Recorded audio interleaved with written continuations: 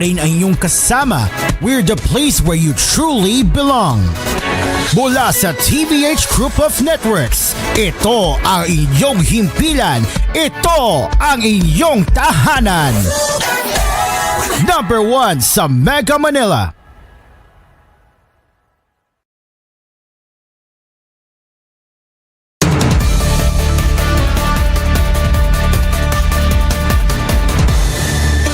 This is koolNews Primetime.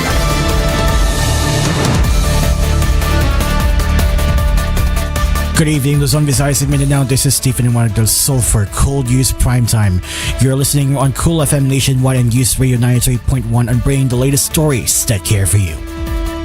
Senator Sherwin Gatchalian suggested the temporary suspension of the controversial comprehensive sexuality education if it still confuses policymakers and implementers.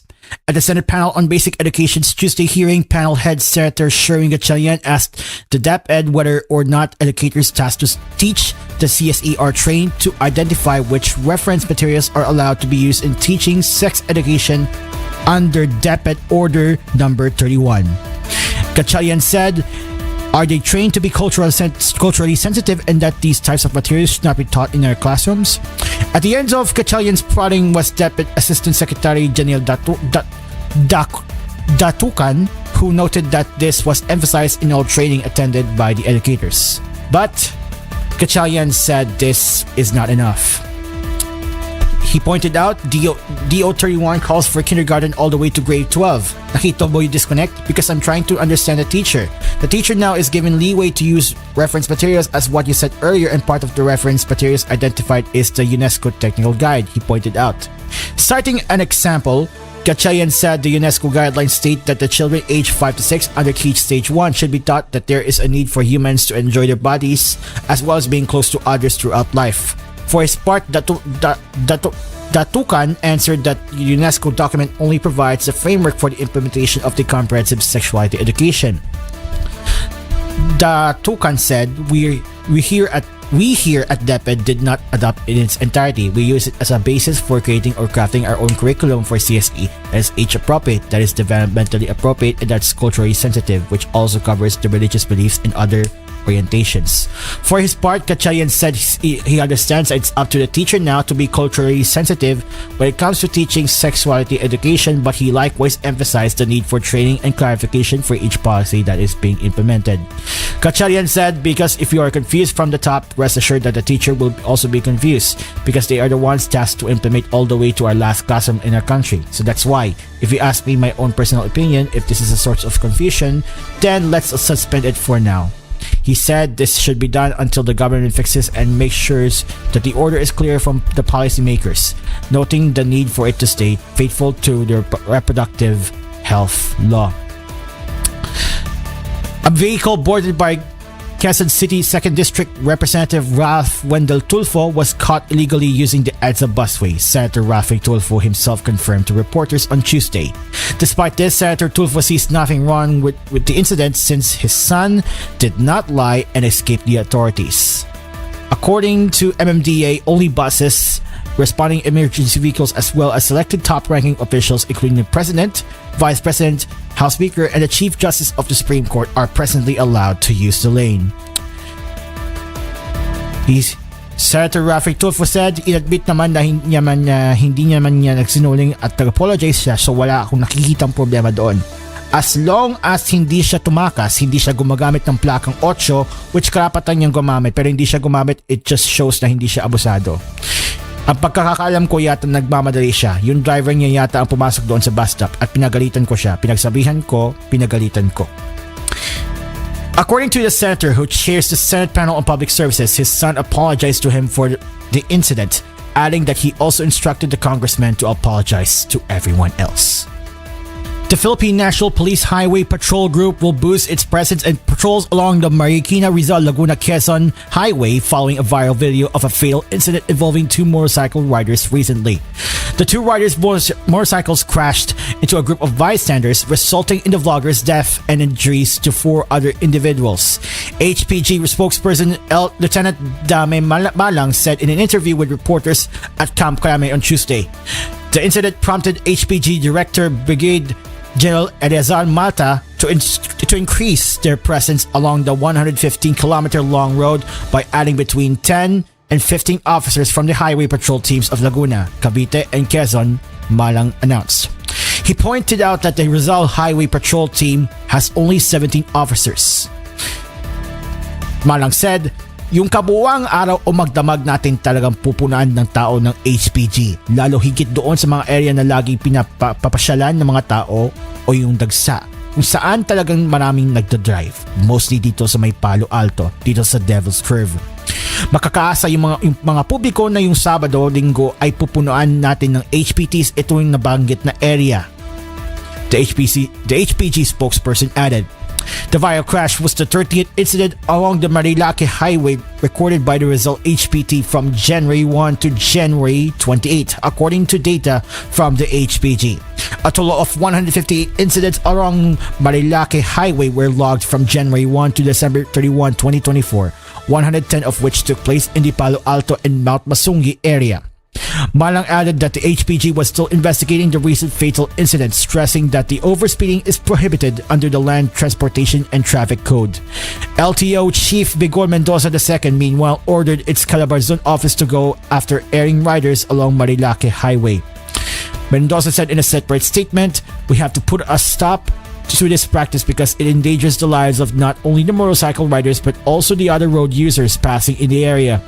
In coordination with the PNP and the LGU, we will make our presence felt in the area to run after those who are using the public road for daredevil stunts and other motorcycle riding exhibitions."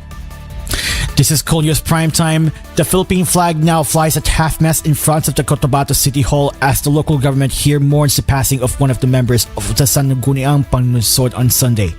Cotabato City Mayor Muhammad Bruce Matabalao said this is to honor the life and contributions of Dr. Danda Huanday, former city administrator and before his death, a member of the City Council.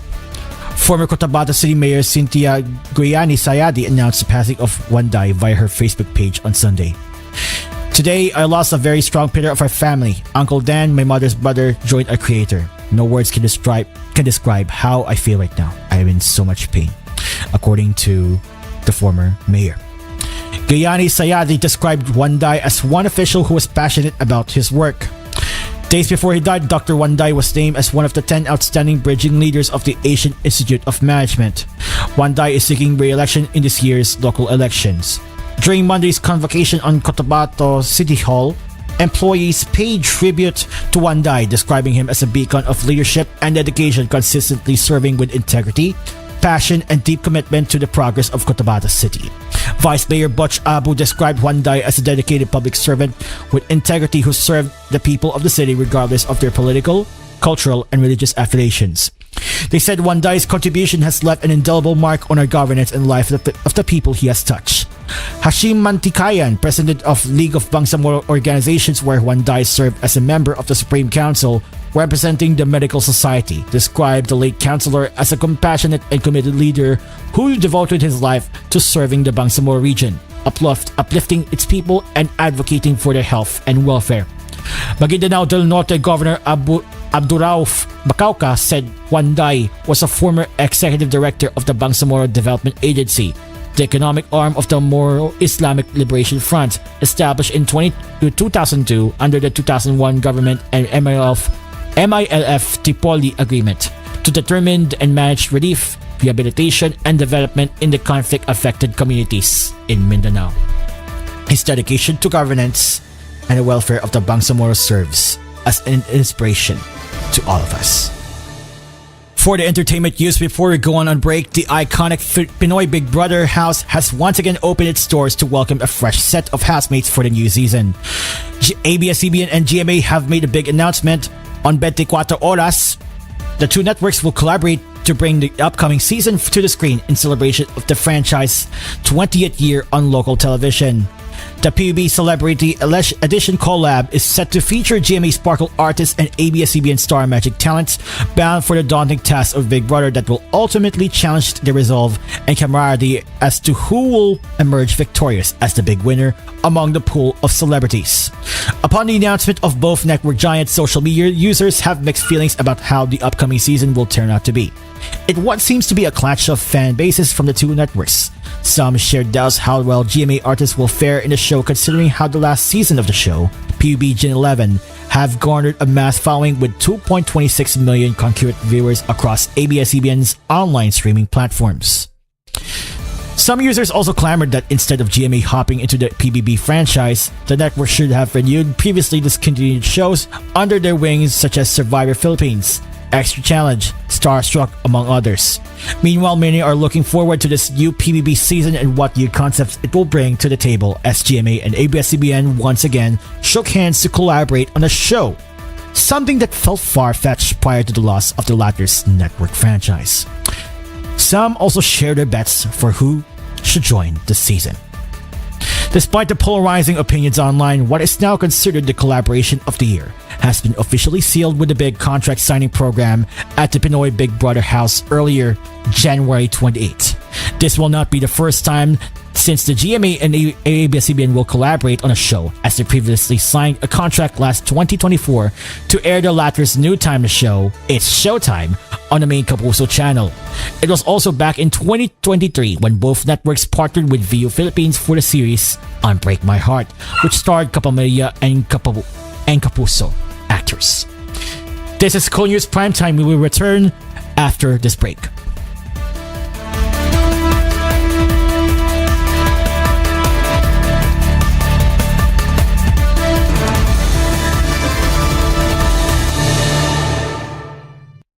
This koolNews edition was brought to you by Ginuman San Rafael, ganadong mabuhay. UNC, moving it for Filipinos since 1969. White Rose Papaya, Papaya Puti, Papaya Fast, manufactured by ACS Manufacturing Corporation, ISO certified, world-class quality. ACS. Shalom Kainan Restaurants, the Philippines' first ever contemporary Filipino Jewish cuisine, now serving you in 10 locations nationwide. Pride Bar Blue, hindi lang puti, kisla puti, manufactured by ACS Manufacturing Corporation, ISO certified, world-class quality. ACS. And Musicultura Heritage Foundation Center, a museum of all fan-made multimedia and Philippine history. Visit us today at Greenbelt, Makati City from 10 a.m. to 6 p.m. Musicultura, a non-profit joint venture project of Able Media and TVH Group of Networks Incorporated. Hello, buenas noches Pilipinas. My name is Blue Wave and you're watching Sábado en la Noche with Blue. Nandito na ang bagong Saturday Primetime Talk Show kasama si Blue Wave. At may joy transmission po ang SPC bukas 6 a.m. Ay, joke lang po. Uli! Pero hindi mo kami katulad na isang side lang mga iniisip at tinatanggap. Kung showbiz balita, teknolohiya, BDAU reading o iba pa, we got you covered. One last word, Mika, I love you. Bye. Sábado en la Noche with Blue. Tuwing Sábado, 9 p.m. Dito lang sa Kool FM. Ang inyong himpilan, ang inyong tahanan. You're listening to Kool FM. Number one sa Mega Manila. Nationwide ba? One Pacman, one Pacman, one Pacman, one Pacman, one Pacman. One Pacman Party List. Champion sa sports. Number 22 sa balota. 22, 22, 22, 22 tayo.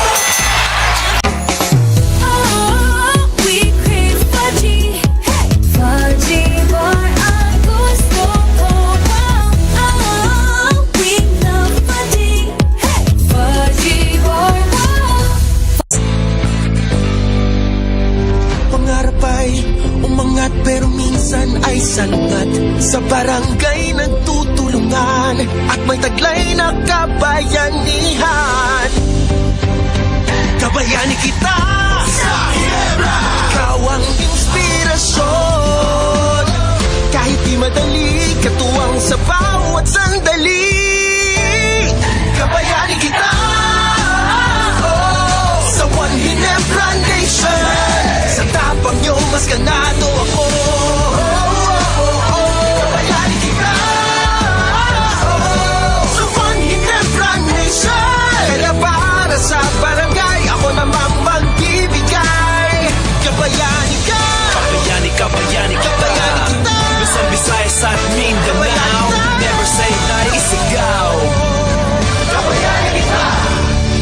Drink responsibly. Yeah. Sa ulo ng mga balita. Nabitin? Mag-Tusiran Forte with Total Cough Relief Formula. Laban sa dry non-stop ubo, kati sa lalamunan due to post-nasal drip at sakit sa kakaubo. Tusiran Forte! Unilab yan. Dextromethorphan, HBr plus phenylpropanolamine HCl plus paracetamol is the generic name of Tusiran Forte. If symptoms persist, consult your doctor. Kamote! Kamote naman. Try mo to. Ha? Ang mura naman! Dito ka na. Sa mapapamura ka talaga. Move it. Discarding tapat. May bagong energy na! Pinakabago, pinakamainam na Enervon, Enervon Z+. Pinalakas ng zinc, vitamin C, vitamins B1, 2, 3, 5, 6, and 12, at vitamin E. Pinakabago, pinakamainam na Enervon. Hey! Enervon Z+. Unilab yan. Multivitamins plus zinc is the generic name of Enervon Z+. If symptoms persist, consult your doctor.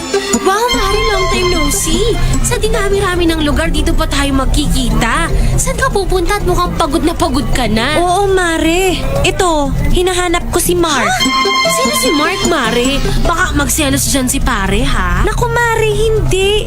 Actually, si pare mo ang nagpapahanap sa akin ng Mark Cafe 5-in-1 plus 1 coffee mix. Kanina pa ako ikot ng ikot dito sa bayan pero di ko matagpuan. Naku, Mare, di sana tinext mo ako. Kasi pati kami ng pare mo, Mark Cafe din ang iniinom namin. At alam mo kung anong good news? Dito sa Lucena City, naandyan sa TGP ang Mark Cafe 5-in-1 plus 1 coffee mix. TGP! TGP! TGP! Ngayon, alam mo na! The Generics Pharmacy. Available na ang Mark Cafe 5-in-1 plus 1 coffee mix. Extra strong? Andito na ang Leon Extra Strong Beer. Bangis ng dating, bangis ng sarap, bangis ng kagat, at 7% ABV. This is Gerald Anderson for Leon Extra Strong Beer. Tikman ang bangis ng Leon. Bangis ng presyo, 47 pesos SRP for 500 ml at 95 pesos SRP for 1 liter. Drink responsibly.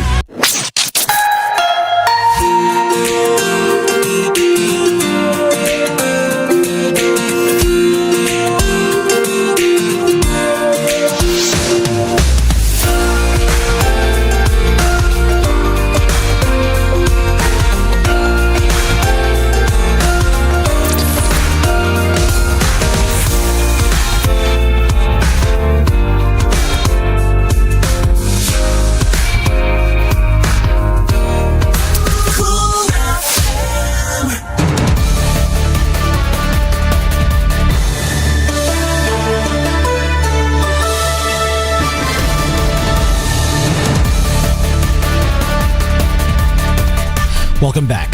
Mary Ann Maslog, one of the accused in the controversial textbook scam in 1998, has been found guilty of graft by the Sandigan Bayan. During the case promulgation Tuesday, the Anti-Graft Court's Second Division convicted Maslog of graft and sentenced to up to 10 years in prison. Maslog, along with the Emilia Arañas and Ernesto Guillang of the Department of Education, Culture and Sports, was implicated in a 24 million graft case in 1998. They were accused of allegedly faking records to secure payments from the Department of Budget and Management. In 2020, Arañas and Guillang were both convicted and sentenced to a maximum of prison term of 10 years by the Sandigan Bayan. Meanwhile, Maslog's case was archived as she was reported to have died in 2019. The Anti-Graft Court was only informed about her purported death in November 2020. In 2024, however, Maslog was found alive by the National Bureau of Investigation. The Quezon City Prosecutor's Office has dismissed direct assault and grave coercion case filed by a police officer against Vice President Sara Duterte. The VP, together with her security aide, Colonel Raymond Dante Petina Lachina, were slapped with a complaint for violating Articles 148, direct assault, 151, disobedience to authority, and 286, grave coercion, under revised penal code by Police Lieutenant Colonel Dr. Van Jason Conag Villamor. Villamor filed a complaint alleging that he was assaulted at the height of the commotion to transfer Attorney Zuleika Lopez from the Veterans Memorial Medical Center to St. Luke's Medical Center in Quezon City last November. Lopez, the chief of staff of the vice president, suffered a panic attack after she was cited in contempt by the House Committee on Good Government and Public Accountability in connection with the use of funds of the office of the vice president. The PNP chief Romel Marbil supported the filing of the complaint as proof that the police is not afraid of anyone. However, in dismissing the complaint, the QC prosecutor said the complaint is not supported by evidence. According to the resolution, interestingly, not one of the witnesses of Lieutenant Colonel Villamor corroborated his claims regarding the purported attack, employment of physical force, intimidation, resistance, disobedience, violence, and threats. They did not narrate the encounter between the parties in their respective affidavits. They also did not discuss the behavior of Lieutenant Colonel Villamor after the incident, which could have been persuaded us that he was threatened and intimidated if at all. Being so, we are constrained to dismiss the complaint for insufficiency of evidence, it added. Police have detained a man suspected of involvement in the case of a Chinese actor who was duped into traveling to Thailand for a film job and then trafficked to Myanmar, China's Public Security Ministry said. The joint efforts of a ministry's task force and the Chinese embassy in Thailand, helped by Thai law enforcement, led to the arrest of a major criminal suspect on Saturday, the ministry said in a notice late on Sunday. The ministry added that the suspect was surnamed Yan and returned to China on Saturday but did not elaborate. Wang Jing, a 31-year-old Chinese actor, traveled to Thailand early this month after receiving an unsolicited offer to join a film that was shooting in Thailand. When Wang got to Bangkok, he was kidnapped and taken to an online scam compound. One of hundreds of thousands of people, the United Nations says, have been trapped into working for criminal records running fraudulent telecommunications operations across the region. Wang's case drew national interest after his girlfriend began a social media campaign about his plight and was later freed by Thai police who found him in Myanmar. The ministry said the police would step up their efforts to crack down on the scam centers, to deepen international law enforcement cooperation, and coordinate with countries involved to detain the criminals and rescue Chinese citizens. The scam compounds that proliferated in Southeast Asia since the COVID-19 pandemic defraud people across the globe and generate billions of dollars every year for organized crime groups, many of the Chinese origin. Last week, officials from China, Myanmar, and Thailand reached a consensus on eradicating the centers in Myanmar. China and Thailand also agreed to set up a coordination center in Bangkok to investigate and combat the scam complexes that have mushroomed along the Thai border with Myanmar and Cambodia. The initiative is expected to start operations next month. This is koolNews Primetime. The Department of Migrant Workers on Tuesday said it will ensure livelihood and employment support for the 17 Filipino crew members of the MV Galaxy Leader, who were recently freed after over a year of captivity by Houthi rebels in Yemen. This followed President Ferdinand Marcos Jr.'s directive to help the seafarers and their families rebuild their lives. The DMW said in a statement on Tuesday, the seafarers and their families received financial assistance, training certificates, and gift bags from the DMW, the Overseas Workers Welfare Administration, and the Technical Education and Skills Development Authority. The seafarers, dubbed the Courageous 17, were welcomed home with a Thanksgiving Mass officiated by Father Paulo Prigol, CS. Father Prigol commended the family's patience and resilience throughout the ordeal in his homily. Together we say thank you for coming home safely, he said in his homily on Monday. The DMW said a representative of the seafarers thanked Marcos and the agencies involved in the rescue, emphasizing the government's diplomatic efforts with Oman. Marcos also instructed the DMW to ensure the safe return of the seafarers and their families for their homes as they begin rebuilding their future. The DMW likewise acknowledged the support of other agencies, including the Department of Foreign Affairs and DOT, in securing the seafarers' release. For the international news, U.S. President Donald Trump said Monday he had signed an executive order ridding the military of transgender ideology in a potentially major setback for the LGBTQ rights. In a series of orders related to the military that Trump told reporters he had signed on Air Force One, he also called for the building of a U.S. version of Israel's Iron Dome missile defense system. The Republicans signed further orders reinstating the service members dismissed for refusing to take the COVID vaccine and extending a wider government crackdown on diversity programs or DEI programs to the armed forces. Trump said To ensure that we have the most lethal fighting force in the world, we will get transgender ideology the hell out of our military. He told in a Republican congressional retreat earlier in Miami. The US president has previously promised to bring back a ban on transgender troops, but it was not immediately clear what specific steps were contained in the new order, which has not yet been published. A White House official with him said the order involved eliminating gender radicalism in the military. Trump's orders came at the start of his second week back in the White House, and on the day a welcome ceremony was held at the Pentagon for his new defense secretary, military veteran, and Fox News personality, Pete Hegseth. He said on X, "Thank you for your leadership, Mr. President. We will execute." Who confirmed last week, despite concerns over his inexperience and alleged record of heavy drinking and domestic violence, said on X, or formerly Twitter. The transgender Americans have faced a roller coaster of changing policies on military service in recent years, with Democratic administrations seeking to permit them to serve openly, while Trump has repeatedly sought to keep them out of the ranks. The U.S. military lifted the ban on transgender troops serving in the armed forces in 2016 during Democrat Barack Obama's second term. Under that policy, trans troops already serving were permitted to do so openly, and transgender recruits were set to start being accepted by July 1, 2017. But the first Trump administration postponed that date to 2018 before deciding to reverse the policy entirely, sparking criticism from rights groups. Trump claimed that the transgender service members were disruptive, expensive, and eroded military readiness and camaraderie among the troops. Trump has meanwhile repeatedly promised to build a version of the Iron Dome system that Israel has used to shoot down missiles fired by Hamas from Gaza and Hezbollah in Lebanon. But he ignored the fact that the system is designed for short-range threats, making it ill-suited to defending against intercontinental missiles that are the main danger to the United States. For local sports, Carl Eldriulo is determined to follow in his older brother's footsteps. He said on Monday as he received a special citation for gymnastics from the Philippine Sports Writers Association on the same night that his older brother and double Olympic gold medalist Carlos Yulo accepted the Athlete of the Year honor. "Of course, I'm proud he's my brother, the Athlete of the Year. I also wanted an award like that. Athlete of the Year. I'm so proud of him always," said Carl Eldrew in Filipino while standing beside Carlos.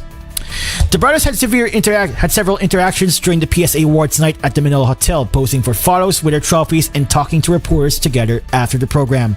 Carlos' relationship with his family, particularly with his mother, has been a hot topic for months, following a rift that went public shortly after his victory in the Paris Olympics 2024. In turn, his relationship with Carl Eldrew has also been put under a microscope. Carl Eldrew, at 16, has been making a name for himself in gymnastics, putting on an impressive showing for the Philippine team in several competitions in 2024. Carlos said he is proud of his brother's improvements, seeing his performance on the mat firsthand after training together recently. When asked, Carl Eldrew confirmed that his favorite apparatuses are also the floor exercise and vault, the same events where Carlos bagged the historic gold medals in Paris. For the entertainment news, Randy Santiago will temporarily replace senatorial aspirant Willie Revillame as host of the TV5 variety show Will to Win during the campaign season. Revillame announced this through the show's episode on Monday, January 27, while introducing Santiago to the studio audience. Revillame went on to introduce Santiago, who then came out from backstage and joined the TV host. Revillame and Santiago then recalled working and staging shows together in the Philippines and abroad during the 1980s. The other co-hosts later joined the pair on stage. It was not immediately clear if Santiago will already start his hosting stint while Revillame is still in the show. Campaigning for the 2025 midterm elections officially starts on February 11 to May 10 for candidates for the Senate and House party list groups, and on March 28 to May 10 for candidates for local post and House representatives. From C.S. Lewis for the final quote tonight: "If we find ourselves with a desire that nothing in this world can satisfy, the most probable explanation is that we are made for the another world." Ladies and gentlemen, that is all for koolNews Primetime. We will return tomorrow for more news and headlines. You can also send us your comments, suggestions, and feedback at tvh.philippines.news@gmail.com. Coming up later on Kool FM is my show, Totoy na Labaw. I'm Stephen Juan Del Sol. Take care. Good evening and God bless the Republic of the Philippines. You're listening to News Radio 93.1 and Cool FM 99.5 in Metro Manila. This is your station. This is home. Good night.